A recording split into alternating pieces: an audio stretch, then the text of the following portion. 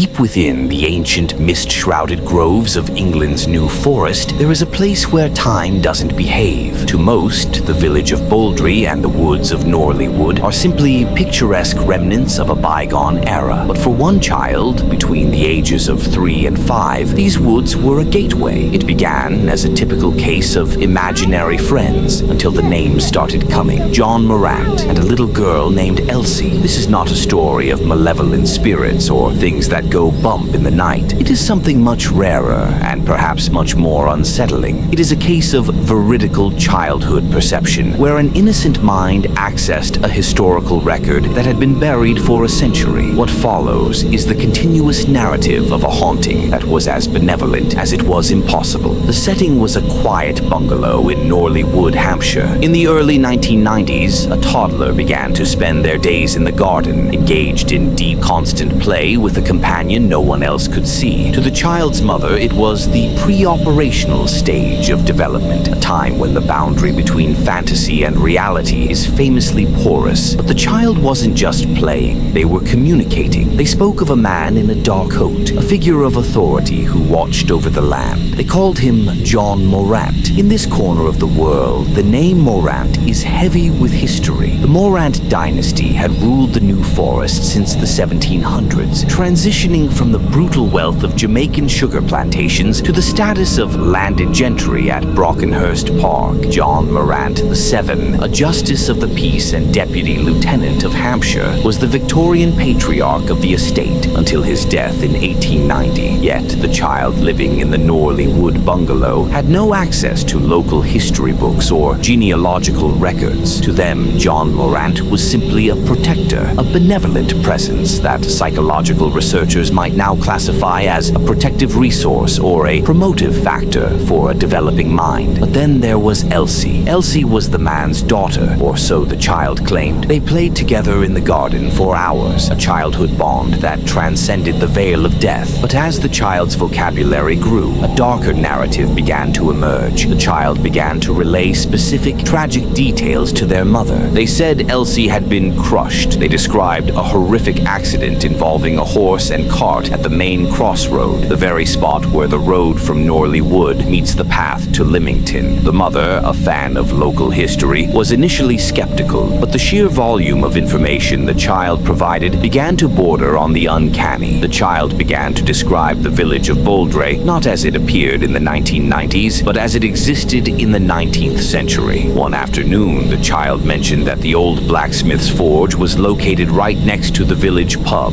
In the modern village, there was no such forge, but when the mother consulted archival ordnance survey maps from the 1870s and 1890s, she found the truth. There, just yards from the Red Lion public house, stood a smithy, the long-vanished hub of the community. The child's imagination was accurately mapping a world that had been demolished decades before they were born. The haunting manifested in physical ways as well. The subject recalled random marks appearing on their hands and arms, sometimes unidentifiable, other times looking like distinct handprints. Yet the child never felt fear. Instead, they were overcome by a strange, overwhelming grief that seemed to belong to another person. Whenever the family drove near St. Nicholas Church in Bouldry, the child would burst into uncontrollable tears. They didn't know why they were crying. They only knew that the graveyard held something that belonged to them. St. Nicholas is the final resting place of the Morant family. It is where the real John Morant and his kin were interred, their names etched into stone and cast in lead. As the mother dug deeper, she found that the child's bungalow sat on land that was once a vital part of the Morant estate, land that had been sold off piece by piece as the dynasty collapsed under the weight of 20th century death duties. The child wasn't just seeing ghosts, they were seeing the memory of the land itself. In parapsychology, this is sometimes called haunted people syndrome, HPS, where individuals with